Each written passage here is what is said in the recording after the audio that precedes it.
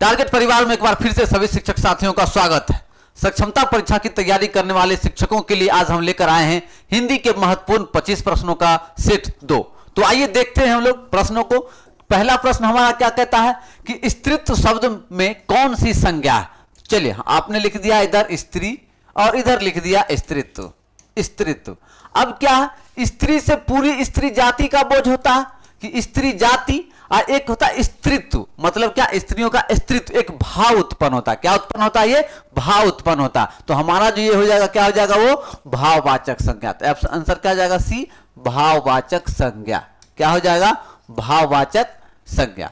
Clear? कोई दिक्कत नहीं है। चलिए नेक्स्ट आगे बढ़ते हैं। प्रश्न संख्या दूसरा कि अर्थ के विचार से संज्ञा के कितने भेद होते हैं। तो अर्थ के विचार से संज्ञा के कितने भेद होते हैं? कितने भेद होते हैं? अर्थ के विचार से संज्ञा के 5 भेद होते हैं। कितने? अर्थ के दृष्टिकोण से 5 भेद होते हैं। अगर वही रचना पूछ देता तो 3 कह देते। जैसे मान चले कि आपका 5 की बात हो जाए अगर हम लोगों को किसके दृष्टिकोण से, अर्थ के विचार से, तो हम लोग कहते हैं व्यक्तिवाचक संज्ञा, फिर कहते हैं जातिवाचक, भाववाचक, समूहवाचक, द्रव्यवाचक संज्ञा। अगर मान चलिए कह दे आपको उत्पत्ति के आधार पे तो 3 रूढ़, यौगिक, योग रूढ़। क्लियर है? अगर वही आपको कह दे उत्पत्ति के आधार, रचना के आधार पे 3 और उत्पत्ति के आधार पे कह दे तो 4। कौन कौन? तो तत्सम, तद्भव, देशज, विदेशज, तो 4। तो तीनों क्लियर हो गया। उसको एक एक चीज लाइव क्लास में भी देख लेते हैं हम लोग डिसिप्लिन से।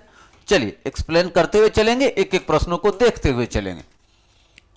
चलिए प्रश्न संख्या 2 के बाद प्रश्न संख्या 3 हमारा क्या कह रहा है कि इनमें संयुक्त व्यंजन कौन सा है। अब संयुक्त व्यंजन समझना पड़ेगा कि संयुक्त व्यंजन कितना होते हैं। आपको पता है, स्वर के बारे में पता है, व्यंजन के बारे में पता है, और एक संयुक्त के बारे में पता करना। क्लियर है? अब जैसे मान चलिए कि स्वर के बारे में जानते हैं कि 11 होता है, व्यंजन के बारे में जानते हैं कि 33 होता है। ठीक है, 33 और कहीं कहीं आप 41, और इस दोनों को हम समझा देंगे। आइए संयुक्त व्यंजन कितने होते हैं? 4 होते हैं। अब आपके कहिए कि सर संयुक्त व्यंजन तो हम पढ़ते हैं सर 41 होता है, आप 33 से लिखे। होता 33 है मूल रूप से। मूल व्यंजन पूछा जाए तो 33 होता है, लेकिन अगर कुल पूछे तो 41 होगा। तो 33 में कितना जुड़ गया? 8। तो 8 व्यंजन कौन कौन होता है? तो एक होता है आगत व्यंजन, एक होता है द्विगुण व्यंजन, और एक होता है संयुक्त व्यंजन। अब ये नहीं कहेगा कि सर आगत व्यंजन का तो नाम हम पहली बार सुने, द्विगुण व्यंजन का नाम हम पहली बार सुने, तो वो भी आज सुन लीजिए। लाइव क्लास में तो हम बतलाएंगे डिटेल से, बाकी टेस्ट सीरीज में सुन लीजिए। अब ये 11 में कोई दिक्कत नहीं, 33 था और उसमें आपका मिल गया आगत व्यंजन, आगत व्यंजन, फिर मिल गया इसमें द्विगुण व्यंजन, द्विगुण व्यंजन, और फिर मिल गया संयुक्त व्यंजन। क्या मिल गया? संयुक्त व्यंजन। क्लियर? अब कितना कैसे कैसे समझ लीजिए। आगत व्यंजन की संख्या 2, द्विगुण 2 और संयुक्त 4। तो 4 2 6 2 8, और 33 में 8 जोड़ दीजिएगा तो कितना हो जाएगा? 41 हो जाएगा। अब आपके दिमाग में आ रहा है सर आगत व्यंजन क्या है, सर द्विगुण व्यंजन क्या है, सर संयुक्त व्यंजन क्या, हमको समझाइए। समझ लीजिए, आगत व्यंजन की बात करें तो लिख दीजिए ड। इसमें ढ लिखिए लेकिन बिंदु नहीं लिखिए। इसी में अगर लिख दीजिए ड में यहां अनुस्वर और ढ में यहां अनुस्वर, तो क्या हो गया? एक गुण तो हो गया बिंदु वाला, एक हो गया अक्षर वाला, तो क्या हो? द्विगुण, तो 2 गुण हो गया। अब आ गया संयुक्त वाला, तो लिख दीजिए अक्षर, तर, ज्ञ, आदि। क्लियर? तो ये आपका हो गया 4। क्लियर? ये चीज अच्छे से समझ लीजिए, अच्छे से। ये चीज आपको कहीं नहीं मिलेगा देखने को। ये एक्सप्लेन करके हमने आपको बताने का प्रयास किया ताकि एक एक कॉन्सेप्ट को समझ लीजिए। क्लियर है? चलिए, तो हमारा आंसर इनमें से संयुक्त व्यंजन कौन सा? ढ, ज्ञ, र, ग। तो क्या हो जाएगा? संयुक्त व्यंजन क्या हो जाएगा? ज्ञ। क्या हो जाएगा? संयुक्त व्यंजन क्या हो जाएगा? ज्ञ हो जाएगा। क्लियर? यहां तक में किन्हीं साथी को दिक्कत नहीं? दिक्कत? चलिए, अब ज्ञ को क्या लिखते हैं हम लोग? तो ज और जोर ये मिलकर क्या बना देता है? ज्ञ बना देता है। क्लियर है? चलिए आगे बढ़ते हैं। प्रश्न संख्या 3 के बाद प्रश्न संख्या 4। चवर्ग का उच्चारण मुंह के किस भाग से होता है? तो बोलिए चवर्ग। चवर्ग में क्या आता है? आप बोलते हैं च, छ, ज, झ, अ। चलिए इसको तो रखिए अलग रिजर्व में। और च, छ, ज बोलिए तो च, छ। देखिए तो तालु को सट रहा, च, च, छ। देखिए तालु सट रहा, सीधा सिंपल बात है, लिख दीजिए इसको तालु। तो तालु किधर है? तालु किधर है? तो ये रहा ऑप्शन सी, ये रहा ऑप्शन सी, तालु।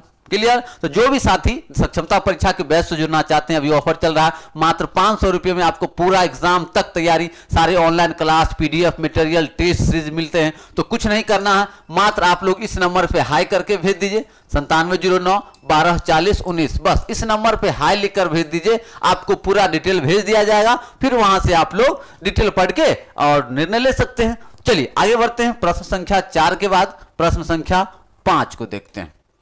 चलिए 5 हमारा क्या कह रहा है कि कौन से वर्णों को स्वर और व्यंजन के मध्यवर्ती माना गया है। अब तो स्वर व्यंजन तो सीख ही लिए, अब बीच में कौन टपका हुआ था, बीच में कौन टपका हुआ था, एक अंतःस्थ। क्या होता है, एक अंतःस्थ। क्या होता है, एक अंतःस्थ व्यंजन का। अब आपके दिमाग में आ रहा होगा कि सर ये अंतःस्थ व्यंजन क्या है। अंतःस्थ व्यंजन समझ लीजिए कुछ नहीं, जैसे आपने देखा कि संयुक्त व्यंजन पढ़ा था, उसी तरह से जैसे स्वर वर्ण पर है, व्यंजन पर है, उसी तरह से याद रखना है अंतःस्थ। क्या रखना है, अंतःस्थ। क्या है अंतःस्थ, वही अक्ष, तर, ज्ञ और री। क्लियर। तो इस चारों को याद रखेगा तो कहीं से हिंदी में कोई कंफ्यूजन होने की बात नहीं होगी। क्लियर। चलिए आगे बढ़ते हैं, प्रश्न संख्या 6। अक्ष वर्ण किसके योग से बना है। अक्ष, अक्ष किससे बना है, अक्ष किससे बना है, अक्ष किससे बना है, तो बना है अक्ष क से और सौ से। तो आपका आंसर क्या हो जाएगा, ए। तो प्रश्न संख्या 6 का आंसर ए। क्लियर। चलिए संयुक्त व्यंजन में बतलाया अक्षर और ज्ञ चारों चीज को। चलिए अब फिर री है, आगे बढ़ते हैं प्रश्न संख्या 6 के बाद प्रश्न संख्या 7। चलिए 7 क्या कह रहा है, अनुनासिक व्यंजन कौन से होते हैं। तो अनुनासिक होते हैं क्या, जिसको मुख और नाक से बोलते हैं, तो इसमें नौ की मात्रा आपको दिखाई देगा। तो अनुनासिक तो कोई हो जाएगा। आप जैसे मान चलिए कोई भी वर्ग ले लीजिए, च, छ, ज, झ, अ, ट, ठ, ड, ढ, न, त, थ, द, ध, न। तो में ये न होगा, न। क्लियर है। अब देखिए इसमें सब में क्या आ रहा है, आ रहा, तो ये इसी को हम लोग अनुनासिक कहते थे। कौन अक्षर है, 1 2 3 4 5, 1 2 3 4 5, 1 2 3 4 5, मतलब पांचवा। तो पंचम कहां है, तो वर्ग के पंचम। तो हमारा आंसर क्या हो जाएगा, डी। क्लियर। एकदम आसानी से, कोई कंफ्यूजन ही नहीं रहेगा। कैसा भी प्रश्न आएगा आराम से आप उसको बना लीजिएगा। क्लियर है। चलिए तो आप लोग जो भी साथी चैनल पर नए, चैनल को सब्सक्राइब कर लीजिए, और जो भी साथी नामांकन लेना चाहते हैं उस दिए गए नंबर पे संपर्क कर लीजिए। आगे देखिए वर्ण किसे कहते हैं। सबसे पहले जानिए कि वर्ण क्या है। वर्णों के मेल से ही शब्द बनता है। इसका मतलब है कि शब्द का टुकड़ा है, शब्द का क्या है, वो टुकड़ा है, और टुकड़ा मिलने से ही शब्द बनता है। तो वर्णों के मिलने से बनता है शब्द।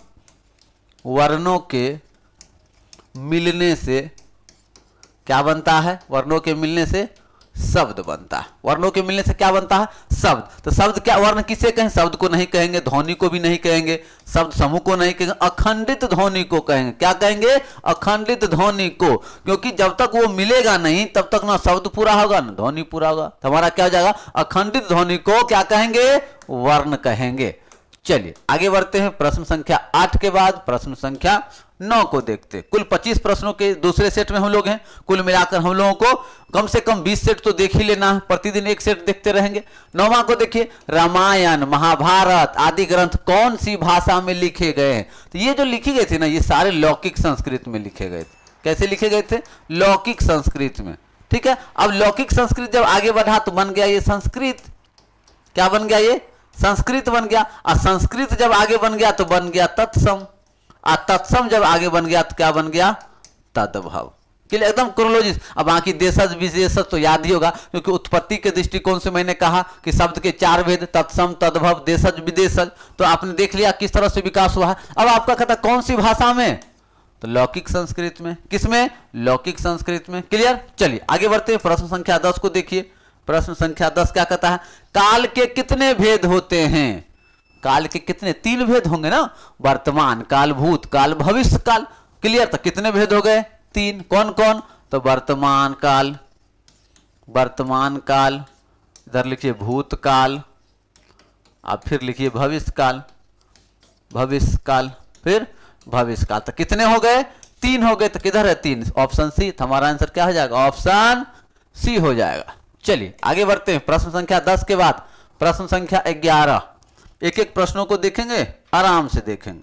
चलिए 11 क्या कहता है, जो समय अभी चल रहा है उसे क्या कहते हैं? तो जो समय बीत गया भैया उसको अतीत कहते हैं, जो समय चल रहा है उसको वर्तमान कहते हैं, जो समय आने वाला है उसको भविष्य कहते हैं। तो पूछ क्या रहा, जो अभी चल रहा है, तो जो अभी चल रहा है तो कहते नहीं है हमारा वर्तमान समय बहुत अच्छा चल रहा है, बहुत खराब चला, मतलब वो वर्तमान होता है। क्लियर? चलिए आगे बढ़ते हैं। प्रश्न संख्या 12, भांडा फोड़ना, कहते हैं ना मेरा भांडा फोड़ दिया, मतलब मेरा राज जो था वो खोल दिया, मतलब भेद खोलना, भंडार खोलना, बर्तन तोड़ना, मारपीट, मतलब भेद खोल दिया। क्या लिया? भेद खोल दिया। यही हमारा आंसर, भांडा फोड़ना। चलिए आगे बढ़ते हैं। प्रश्न संख्या 12 के बाद प्रश्न संख्या 13। चलिए प्रश्न संख्या 13 को देखिए, फूले ना समाना। ओह, फूले ना समाना मतलब क्या? खुशी से फूले नहीं समाना, मतलब बहुत प्रसन्न होना, इतना प्रसन्न खुशी से फूले नहीं समा रहे ना, कहते देखिए फूल के कचौरी बन गया है बउआ, तो क्या मतलब खुशी से एकदम चेहरा लाल हो जाता। तो वही आपका क्या हो जाएगा, फूले ना समाना, अधिक खा लेना, संतुष्ट होना, सेखी बगाना, बहुत प्रसन्न होना। तो क्या हो जाएगा हमारा आंसर डी, बहुत प्रसन्न होना। चलिए 14 को देखिए, बटाधार करना। बटाधार करना, तो बटाधार करना का मतलब क्या कि तुम जितना हम प्लानिंग किए थे ना सब तुम बटाधार कर दिया, मतलब जितना काम सोचे थे सब काम तुम चौपट कर दिया, सारा काम बटाधार कर दिया। तो क्या हो जाएगा वो, काम चौपट करना, तो चाय बिगाड़ना, विनाश करना, काम चौपट करना, काम में देर करना। तो क्या हो जाएगा ऑप्शन सी, बटाधार करना मतलब काम चौपट कर देना। चलिए आगे बढ़ते हैं। प्रश्न संख्या 14 के बाद प्रश्न संख्या 15। चलिए 15 को देखते हैं क्या कहता, सुख दुख कौन समास है? गौर से देखिए, सुख दुख, अब इसको देखिए ऐसे भी लिख सकते हैं, सुख और दुख, सुख और दुख, और इसमें जब ओ और का लोप कर देंगे तो इसको लिख सकते हैं सुख दुख। उसी तरह से यहां पे लिख दीजिए दिन और रात, दिन और रात, तो इसको ऐसे लिख सकते हैं दिन और रात। क्लियर? मतलब क्या हुआ कि इसमें और का लोप हो गया। क्या हो गया? और का लोप हो गया, और दोनों शब्द प्रधान है। इसका मतलब ये शब्द भी प्रधान, ये शब्द भी प्रधान, तो दोनों शब्द प्रधान हो गया। अन्य चीज नहीं है, अन्य प्रधान रहता तो हम कह देते कि सर बहुब्रीहि अन्य पद प्रधान है, और प्रथम पद विशेष दूसरा पद विशेष होता तो हम लोग कह देते बहुब्रीहि। लेकिन हमारा क्या, दोनों पद प्रधान है और का विलोप भी हो रहा है, तो हमारा कौन सा समास हो जाएगा? द्वंद्व समास। कौन सा समास हो जाएगा? द्वंद्व समास। हमारा आंसर क्या हो जाएगा? बी हो जाएगा। चलिए बाकी जब समाज की कक्षाएं होंगी तो क्लास में आपको और डिटेल में बतलाया जाएगा। क्लियर? और जो भी साथी, मैं बार बार कहता हूं कि आप लोग चैनल पे नए हैं तो लाइक सब्सक्राइब कर लीजिए, यहां पे आपको ढेर सारी चीजें बहुत सीखने को मिलेगी। बाकी आप लोग जो नामांकन लेना चाहते हैं, मटेरियल प्राप्त करना चाहते हैं, मास्टर नोट्स चाहते हैं, क्लास चाहते हैं, टेस्ट देना चाहते हैं, तो आप लोग उस नंबर पर संपर्क कीजिए, हाई लिख कर भेजिए। अभी ऑफर चल रहा है, मात्र 500 रुपये में आपका एग्जाम तक कंप्लीट रूप से कक्षा दी जा रही है। चलिए आगे देखते हैं 16 नंबर, नील कमल कौन समास है? नील कमल, नील कमल। चलिए इसको समझाने के लिए यहां पे हम लोग लिख देते हैं आप लोग को नीलकंठ, नीलकंठ। अब देखिए नील कमल में नहीं कह सकते कि नीला है कमल जिसका, नहीं कहेंगे ना। यही है नीलकंठ, तो कहते नीला है कंठ जिसका, मतलब क्या होता? महादेव। नीला है कंठ जिसका, महादेव। तो यहां क्या हो गया, इसको पढ़ने के बाद अन्य पद प्रधान हो गया, मतलब किसी और चीजों के बारे में आपके दिमाग में आ रहा है, तो अन्य पद प्रधान होगा, तो ये हो जाएगा बहुब्रीहि।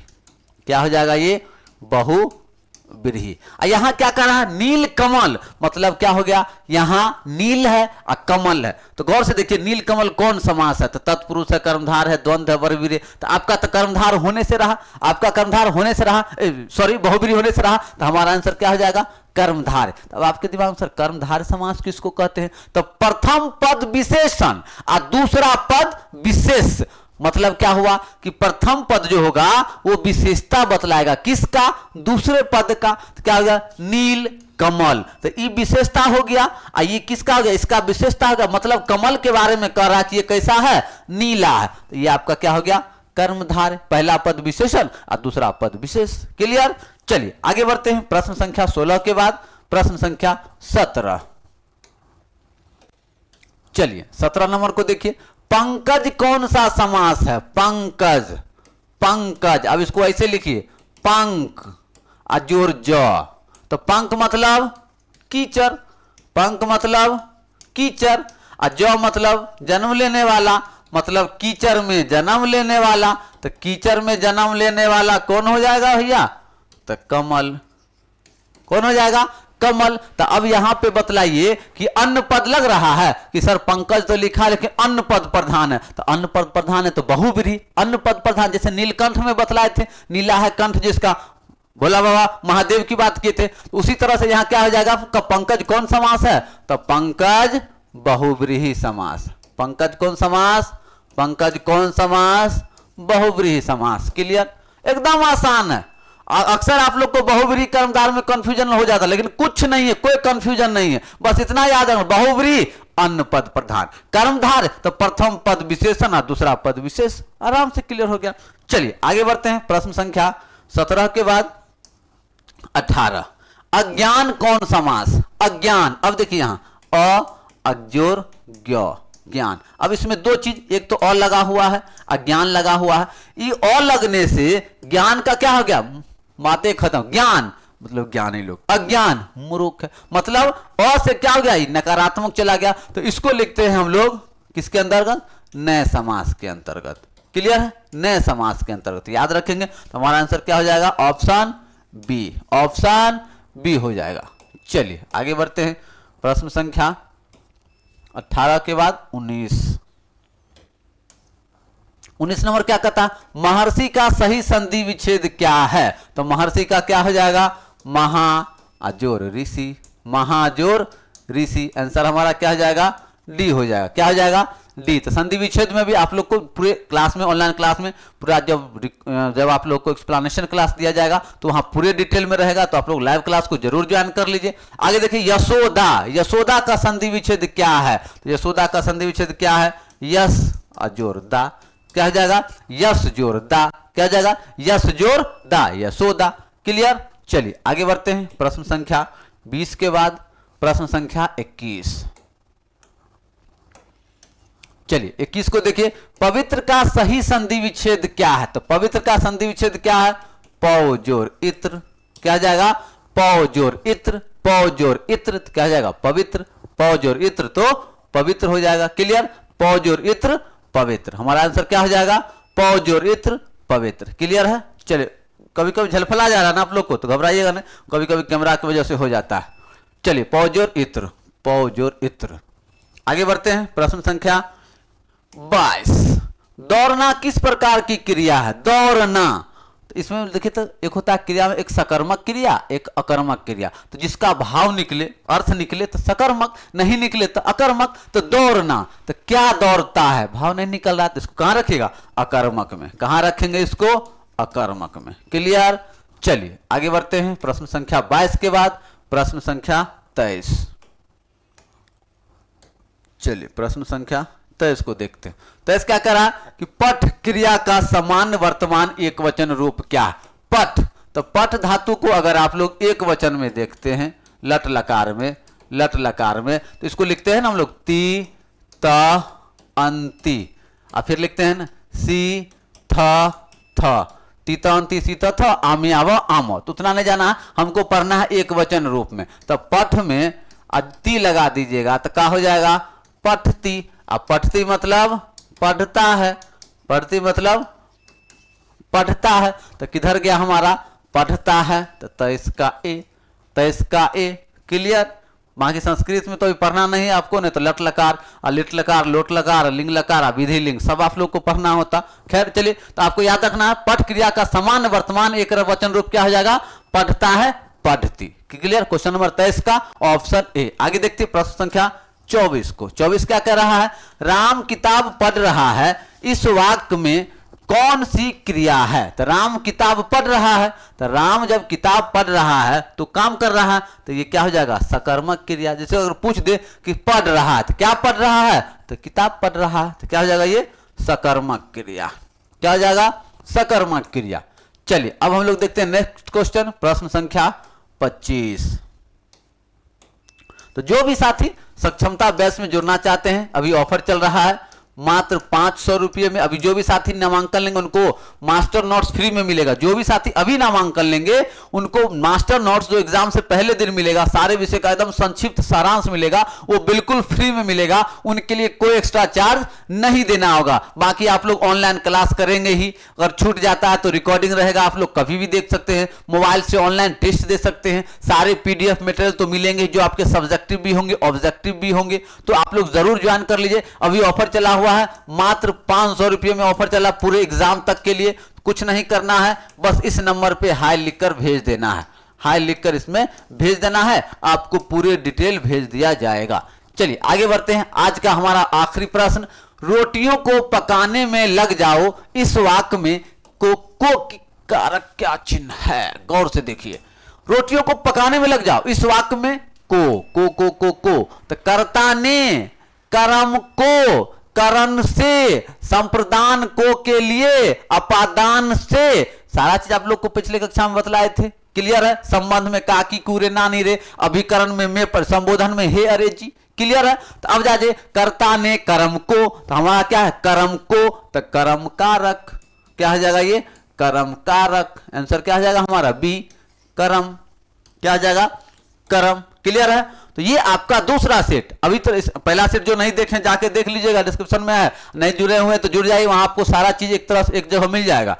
बाकी आप लोग को अगली कक्षा में जब हम आएंगे तो सेट 3 को देखेंगे। सभी साथी कक्षा को ज्वाइन कर लीजिए। कॉन्सेप्ट क्लास चले हुए हैं और आपका जितने भी एमसीक्यू होते हैं वो देखा जा रहा है और एग्जाम तक आपको बेहतरीन तैयारी करवा दी जाएगी। तो जो भी साथी जुड़ना चाहते हैं स्क्रीन पे दिए गए नंबर पे कांटेक्ट कीजिए और क्लास को ज्वाइन कीजिए। इन्हीं शब्दों के साथ आज के इस सेट में इतना ही। मिलते हैं अगले वीडियो में, तब तक के लिए जय हिंद।